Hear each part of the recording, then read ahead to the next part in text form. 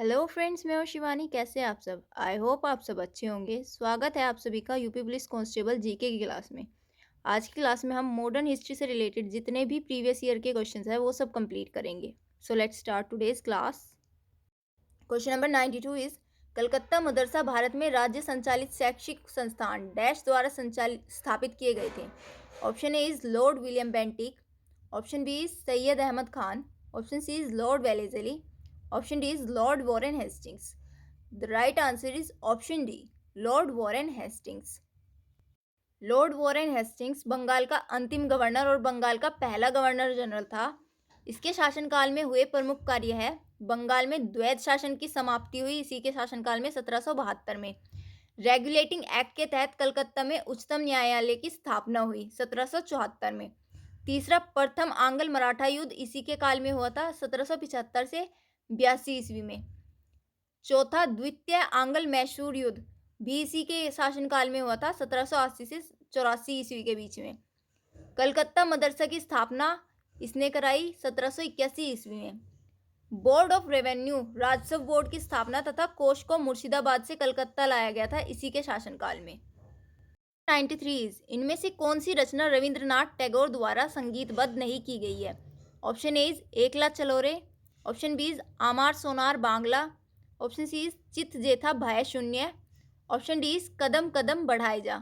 So the right answer is option D, Kadam Kadam Badhaye Ja. ये रविंद्रनाथ टैगोर द्वारा संगीतबद्ध नहीं की गई है। कदम कदम बढ़ाए जा नामक रचना रविंद्रनाथ टैगोर द्वारा संगीतबद्ध नहीं की गई थी। यह सुभाष चंद्र बोस द्वारा संगठित आजाद हिंद फौज का तेज कदम ताल गीत था। इसे सन 1942 में कप्तान राम सिंह ने संगीतबद्ध किया था। यह आगे चलकर भारत में एक लोकप्रिय देशभक्ति गीत बन गया। भारतीय सेना का कदम ताल गीत भी यही है।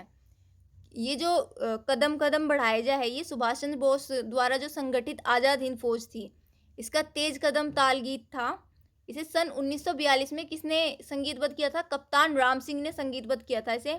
और आगे चल के ये भारत का एक लोकप्रिय देशभक्ति गीत बन गया। और भारत का जो सेना का कदम ताल गीत है वो भी कदम कदम बढ़ाए जा है।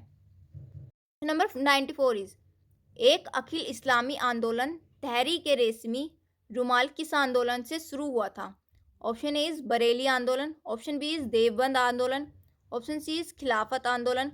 ऑप्शन डी इज वहाबी आंदोलन। The right answer is option B, Deoband आंदोलन।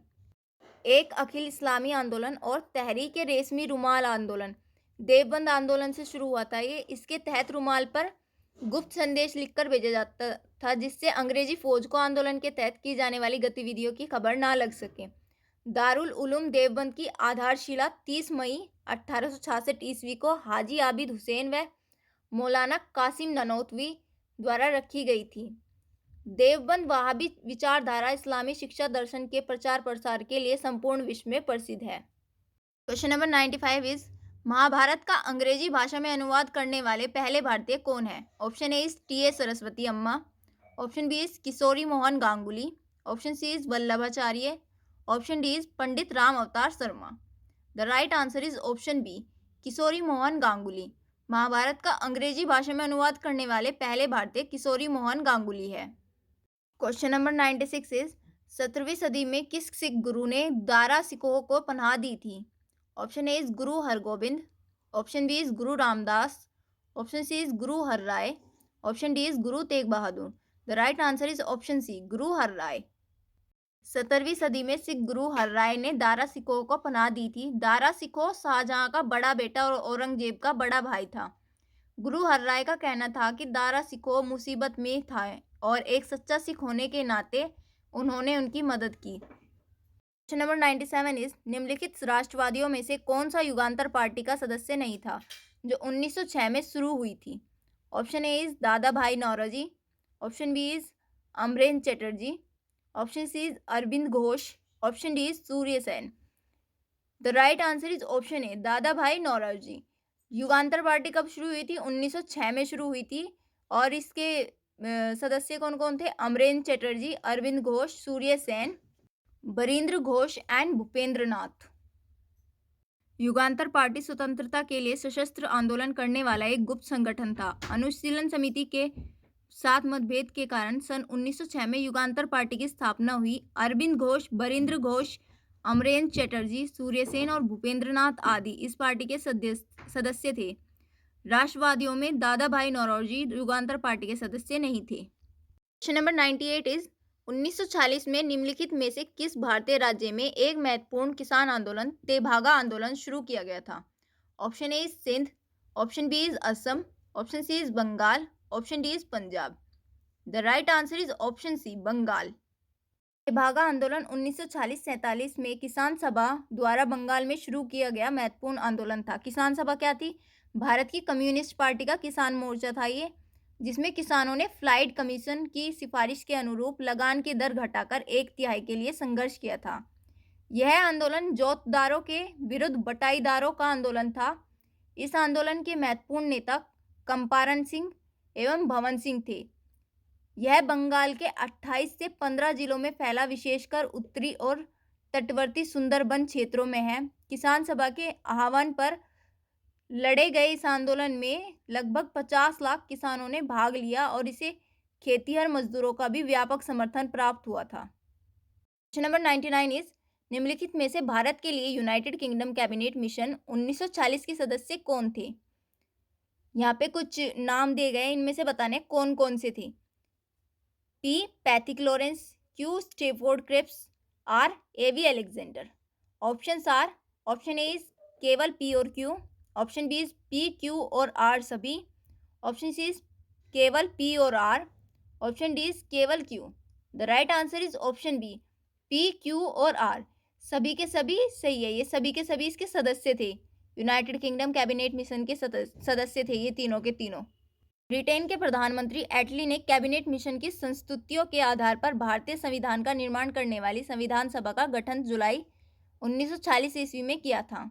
इसके सदस्य sir Stafford Cripps, Lord Pethick Lawrence तथा ए.बी. अलेक्जेंडर थे। क्वेश्चन नंबर 100 इज निम्नलिखित में से किस दिन खिलाफत दिवस मनाया गया था? Option A is 13 April 1919, option B is 17 October 1919, option C is 23 November 1919, option D 7 May 1919। So the right answer is option B, 17 October 1919। Khilafat दिवस 17 अक्टूबर 1919 को मनाया गया था। भारत में मुख्य रूप से मुसलमानों द्वारा चलाया गया यह एक राजनीतिक धार्मिक आंदोलन था। इस आंदोलन का मुख्य उद्देश्य भारतीय मुसलमानों का मित्र राष्ट्रों के विरुद्ध, विशेषकर ब्रिटेन के खिलाफ टर्की के खलीफा के समर्थन में आंदोलन था। सन 1924 में मुस्तफ़ा कमाल के खलीफा पद के समाप्त किए जाने के बाद यह अपने आप समाप्त हो गया। Number 101 is Indian national army INA मुकदमे जो डैश के रूप में भी लोकप्रिय है, नवंबर 1945 और मई 1946 के बीच के कई अधिकारियों के कोर्ट मार्शल द्वारा ब्रिटिश भारतीय मुकदमे थे। Option A is Lal Qila मुकदमे, option B is Azad Hind मुकदमे, ऑप्शन सी इज देशभक्त मुकदमे, ऑप्शन डी इज रंगून मुकदमे। The right answer is option A, Lal Qila मुकदमे। इंडियन नेशनल आर्मी INA मुकदमे, जिनको लाल किला मुकदमा भी कहा जाता है, 1945-46 में INA के कई अधिकारियों पर मुकदमा चलाया गया, जिसमें कांग्रेस द्वारा आज़ाद हिंद बचाओ समिति का गठन किया गया और इसका नेतृत्व भूला भाई देसाई ने किया था। इसमें कर्नल प्रेम सहगल, कर्नल गुरुदयाल ढिल्लन तथा मेजर शहनवाज खां पर संयुक्त रूप से मुकदमा चलाया गया था। क्वेश्चन नंबर 102 इज अधिकृत रूप से स्वतंत्रता की घोषणा करते हुए भारतीय राष्ट्रीय कांग्रेस ने कौन सी तारीख को स्वतंत्रता दिवस घोषित किया था? Option A 26 January 1930, option B 26 January 1950, option C 19 December 1929, option D 15 August 1947। Right answer is option A, 26 January 1930। अधिकृत रूप से स्वतंत्रता की घोषणा करते हुए भारतीय राष्ट्रीय कांग्रेस ने 26 जनवरी 1930 को स्वतंत्रता दिवस घोषित किया था। जवाहरलाल नेहरू की अध्यक्षता में 31 दिसंबर 1929 को लाहौर के रावी नदी तट पर कांग्रेस का वार्षिक अधिवेशन आयोजित किया गया। इस अधिवेशन में ऐतिहासिक पूर्ण स्वराज की मांग का संकल्प लिया गया तथा उस वर्ष से प्रतिवर्ष 26 जनवरी को स्वाधीनता दिवस के रूप में मनाया जाने लगा। क्वेश्चन नंबर 103 इज किस देश से सुभाष चंद्र बोस अंग्रेजों के खिलाफ मदद लेने गए थे? Option A is France, option B is चीन, option C is Germany, option D is America. The right answer is option C, Germany. Bharat की स्वतंत्रता की लड़ाई में सुभाष चंद्र बोस अग्रणी क्रांतिकारी थे। भारत की स्वतंत्रता हेतु विदेशी सहायता प्राप्त करने के लिए बोस 1941 में जर्मनी पहुंचे। वहां जर्मन मंत्रालय की सहायता से उन्होंने द फ्री इंडिया सेंटर का गठन किया। द्वितीय विश्व युद्ध के दौरान उन्होंने जापान की भी सहायता ली। उन्होंने जापान के सहयोग से आजाद हिंद फौज का गठन किया था। क्वेश्चन नंबर 104 इज रेयतबाड़ी भूमि राजस्व प्रणाली का संस्थापक होने का श्रेय किसे दिया जाता है? Option A is Akbar, option B is Ashok, option C is Chanakya, option D is Todarmal. The right answer is option D, Todarmal. Ryotwari भूमि राजस्व प्रणाली का संस्थापक होने का श्रेय टोडरमल को दिया जाता है। टोडरमल ने भू राजस्व के क्षेत्र में ख्याति अर्जित की थी। अकबर ने 1580 ईस्वी में टोडरमल बंदोबस्त आयने दहशाला नामक नई कर प्रणाली की शुरुआत की, जिसका वास्तविक प्रणेता टोडरमल था। इस प्रणाली के अंतर्गत अलग अलग फसलों के पीछे 10 वर्ष के उत्पादन और उसी समय के उनके प्रचलित मूल्यों का औसत निकालकर उस औसत का 1/3 राजस्व के रूप में वसूला जाता था। Question number 105 is Bhagat Singh और उनके मित्रों को किस मामले में गिरफ्तार किया गया था? Option A is central assembly bomb कांड, option B is Dalhousie square bomb कांड, option C is Caxton hall में गोली चलाना, ऑप्शन डी इज अंग्रेज अफसर जैक्सन को गोली मारना। The right answer is option A, central assembly bomb कांड। भगत सिंह एवं उनके मित्रों को सेंट्रल असेंबली बम कांड के मामले में गिरफ्तार किया गया था। साल 1929 में 8 अप्रैल को भगत सिंह और बटुकेश्वर दत्त ने केंद्रीय असेंबली में बम फेंका था। बम फेंकने के बाद उन्होंने गिरफ्तारी दी और उनके खिलाफ मुकदमा 6 जून 1929 को दिल्ली के सेशन जज लियोनार्ड मिडल्टन की अदालत में चला। 23 मार्च 1931 को भगत सिंह को सुखदेव और राजगुरु के साथ फांसी दे दी गई थी। क्वेश्चन नंबर 106 इज भारतीय स्वतंत्रता के लिए बर्लिन समिति किस योजना के तहत स्थापित की गई थी? ऑप्शन ए इज कनॉट सीमा योजना, option B is Annie Larsen योजना, ऑप्शन सी इज जिमरमैन योजना, ऑप्शन डी इज पनल रिटर योजना। The right answer is option C, Zimmermann योजना। भारतीय स्वतंत्रता के लिए बर्लिन समिति 1915 में जिमरमैन योजना के तहत स्थापित की गई थी। इसका आयोजन किस किसने किया था? वीरेंद्रनाथ चट्टोपाध्याय, भूपेंद्रनाथ, लाला Hardayal.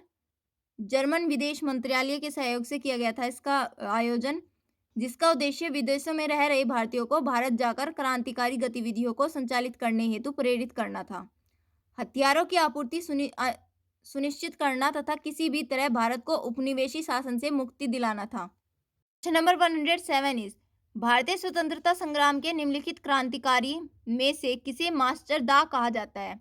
Option A is Chandrashekhar Azad, option B is Surya Sen, option C is Bal Gangadhar Tilak, option D is Bipin Chandra Pal. The right answer is option B, Surya Sen. Bharat की स्वतंत्रता के लिए संघर्ष करने वाले प्रसिद्ध क्रांतिकारियों में से सूर्य सेन को मास्टर दा के नाम से संबोधित किया जाता है। सूर्य सेन जी को 23 दिसंबर 1923 को चटगांव में असम बंगाल रेलवे के ट्रेजरी ऑफिस को लूटने एवं चटगांव आर्मरी रेड की सफलता के लिए मुख्य रूप से जाना जाता है।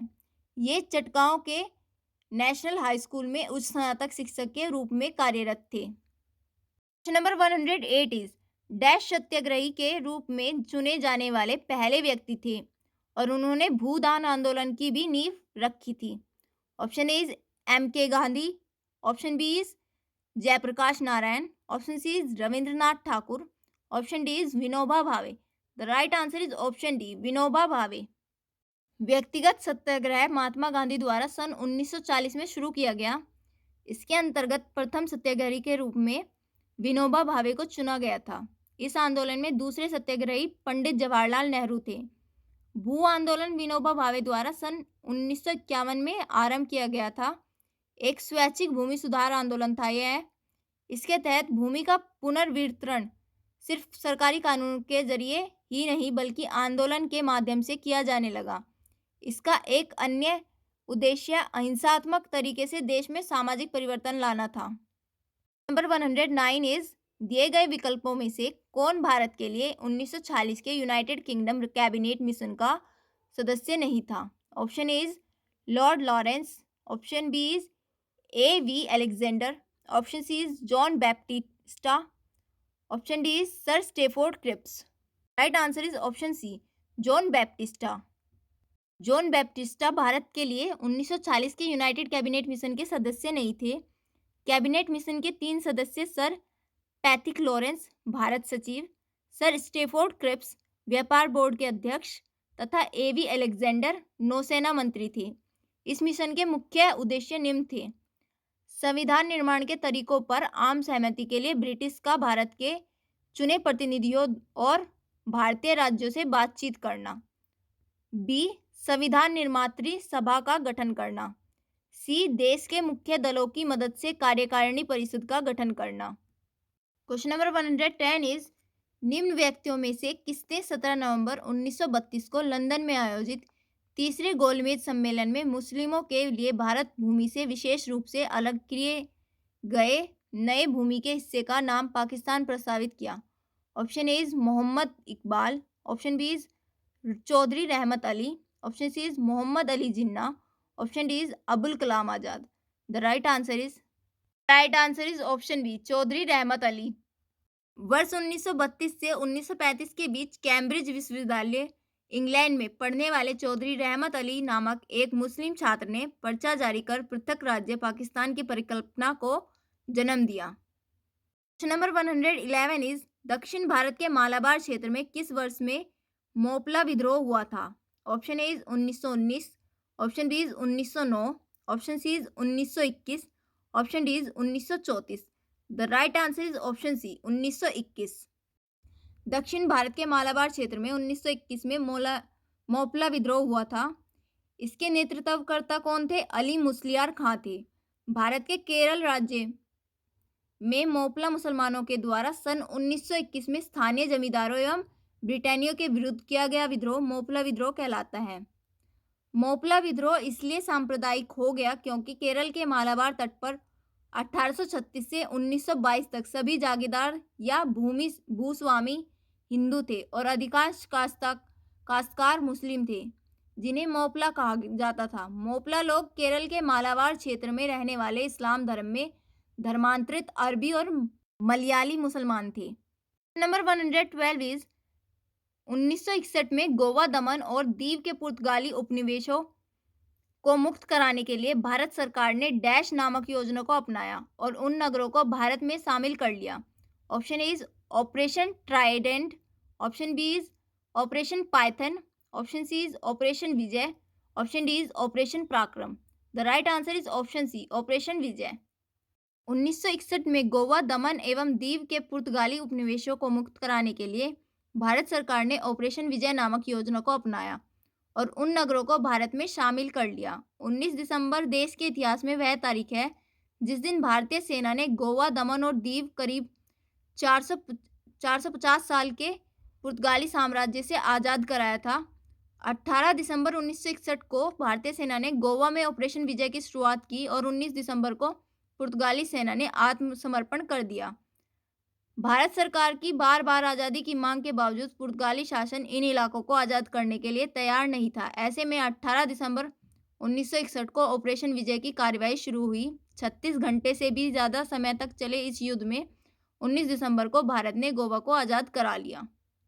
क्वेश्चन नंबर 113 इज, डैश 1940 में ब्रिटिश सरकार द्वारा बनाया गया एक प्रस्ताव था जिसमें अधिक भारतीयों को शामिल करने के लिए भारत के वायसराय की कार्यकारी परिषद के विस्तार का और अपने स्वयं के संविधान को तैयार करने के लिए भारतीयों के अधिकार की मान्यता का वादा किया गया था। Option A is August offer, option B is cabinet mission योजना, option C is Churchill watt, option D is Cripps mission. The right answer is option A, August offer. अगस्त प्रस्ताव प्रस्तुत 8 अगस्त 1940 को हुआ था और इसको किसके माध्यम से प्रस्तुत किया गया था? ब्रिटिश सरकार ने इसे वायसराय लॉर्ड लिनलिथगो के माध्यम से इसे प्रस्तुत कराया। अगस्त प्रस्ताव 1940 में ब्रिटिश सरकार द्वारा चलाया गया एक ऐसा प्रस्ताव था जिसमें अधिक से अधिक भारतीयों को शामिल करने के लिए वायसराय के कार्यकारिणी परिषद के विस्तार का और अपने स्वयं का संविधान तैयार करने के लिए भारतीयों के अधिकार को मान्यता देने का वादा किया गया था। अगस्त प्रस्ताव में निम्न प्रावधान थे: पहला, भारत के लिए डोमिनियन स्टेटस का मुख्य लक्ष्य। दूसरा, भारतीयों को सम्मिलित कर युद्ध सलाहकार परिषद की स्थापना व वायसराय की कार्यकारिणी परिषद का विस्तार। तीसरा, युद्ध के पश्चात संविधान सभा का गठन किया जाएगा, जिसमें मुख्यतः भारतीय अपने सामाजिक, आर्थिक एवं राजनीतिक धारणाओं के अनुरूप संविधान के निर्माण की रूपरेखा सुनिश्चित करेंगे। चौथा, अल्पसंख्यकों को आश्वस्त किया गया कि सरकार ऐसी किसी संस्था को शासन नहीं सौंपेगी जिसके विरुद्ध सशक्त मत हो। क्वेश्चन नंबर 114 इज, जब भारत सरकार अधिनियम 1935 अधिनियमित किया गया था, तब भारत का गवर्नर जनरल कौन था? Option A is Lord Wellesley, option B is Lord Reading, option C is Lord Willingdon, option D is Lord Wavell. Right answer is option C, Lord Willingdon. भारत सरकार अधिनियम 1935 जब अधिनियमित किया गया था, उस समय भारत का गवर्नर जनरल लॉर्ड विलिंगटन था। लॉर्ड विलिंगटन का कार्यकाल 1931 से 1936 ईस्वी तक रहा। इसके समय में ही द्वितीय गोलमेज सम्मेलन 1931 एवं तृतीय गोलमेज सम्मेलन 1932 संपन्न हुआ। तृतीय गोलमेज सम्मेलन में कांग्रेस ने भाग नहीं लिया था। So that's it for today. Now we'll meet in our next class. Till then, bye bye and take care. And please like, share, and subscribe my channel.